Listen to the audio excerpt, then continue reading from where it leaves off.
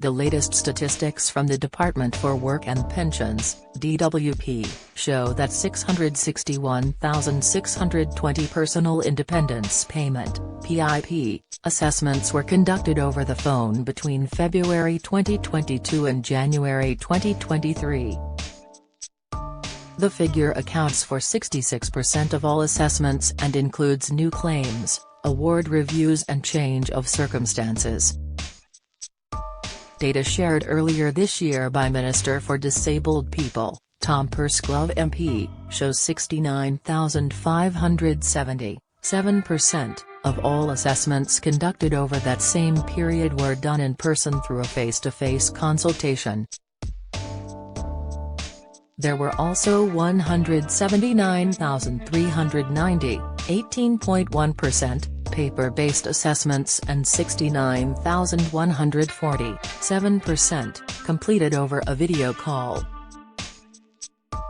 DWP also said there were 13,270 completed assessments, 1.3%, for which they do not hold data.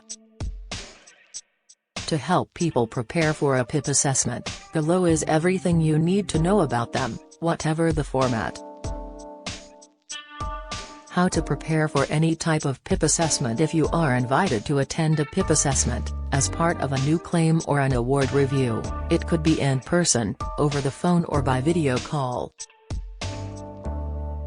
Successful PIP claimants could receive between £26.90 and £172.75 every week. As PIP is paid every 4 weeks, this amounts to between £107.60 and £691 every pay period.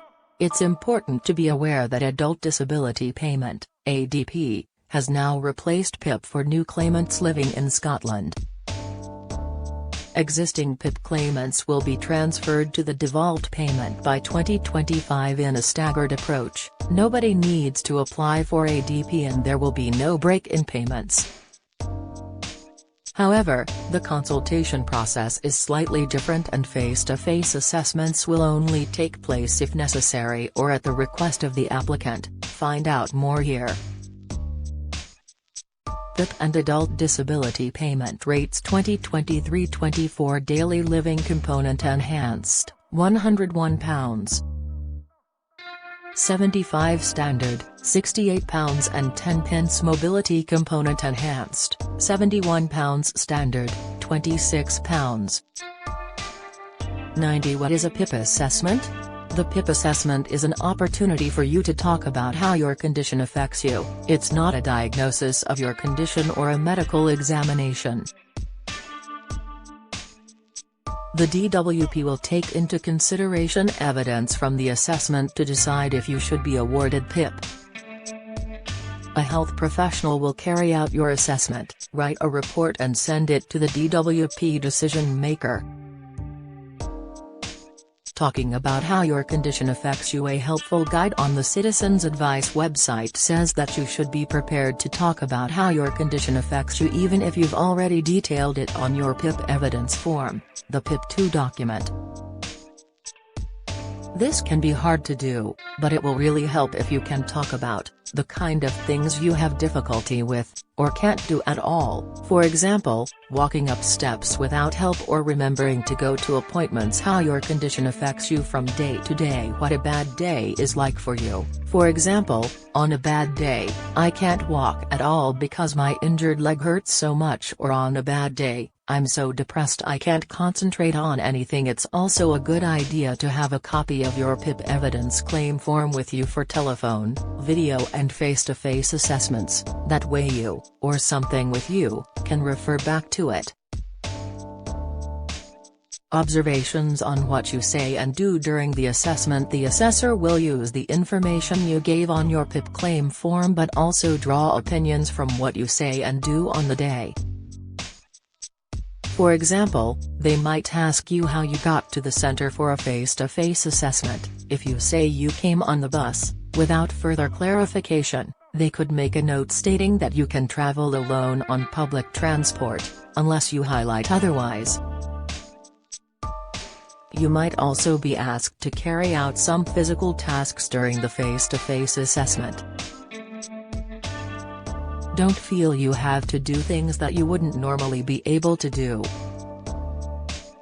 If you do them on assessment day, the assessor may think you can always do them, so if you're not comfortable with something, say so. During the telephone assessment you may be asked to describe how you complete simple tasks such as preparing and cooking food, getting washed and dressed, and how you move around outside the home. Don't rush to respond, remember they are looking at your claim form and asking the same questions you have already answered. Pause, reflect and reply. Break your answer down and take them through how you complete tasks step by step to paint an accurate picture of how your disability or health condition affects you. What may seem like a drawn-out process for you, will demonstrate exactly how you accomplish tasks to the assessor, so don't try to speed up or simplify how you get things done. The assessor will also make a note of your mental state during the assessment. For example, they will record whether you look or sound depressed or happy, tense or relaxed, and how you cope with social interaction. Things to remember during the assessment: don't let the assessor rush you and try not to just answer yes or no to their questions. Always try to explain how doing something would make you feel afterwards and the impact it can have on you if you had to do it repeatedly in a short period of time. You can have someone with you while you do the assessment over the phone, on the video call, or in person. Just remember to put the call on loudspeaker and advise the assessor who is with you. Taking someone with you to a face-to-face assessment for support. The DWP has guidance on attending an assessment, which you can find on the Gov.uk website here. You can take someone with you into the actual assessment if they are 16 or over. This could be anyone who makes you feel more comfortable, like a friend, relative or carer. If you want, they can take part in discussions and make notes for you. Before going to a face-to-face assessment, check with your assessment provider that your assessment center has everything you need. If it doesn't, you can ask for it. This can help make you feel more comfortable on the day. Here are a few examples. Ask if you will have to go upstairs, and if there's a lift that can accommodate a wheelchair if you need one. Ask how roomy the center is if you get anxious in enclosed spaces. If the rooms or corridors are small, tell them this could make you anxious and see what they can offer you. Ask for an interpreter or signer if you need one. Do this at least 2 working days before your assessment so they have time to organize it. Ask for the person carrying out the assessment to be the same gender as you. If that's important to you, ask if you can make an audio recording of the assessment. You must do this 3 days before your assessment and ask your provider about the rules for using recording equipment. Get the latest record money news. Join the conversation on our Money Saving Scotland Facebook group for energy and money saving tips, the latest benefits news, consumer help and advice on coping with the cost of living crisis. Sign up to our Record Money newsletter and get the top stories sent to your inbox daily from Monday to Friday, including a special cost of living edition on a Thursday. Sign up here. You can also follow us on X, formerly Twitter, at @recordmoney_ for regular updates throughout the day. Changing the venue. If the location of your face-to-face assessment is more than 90 minutes away by public transport and you have difficulty traveling long distances, you might be offered an alternative location or home visit. Again, refer to the newly published guidance as it includes travel restriction advice for Scotland, England, and Wales. Join the Daily Records WhatsApp community here and get the latest news sent straight to your messages.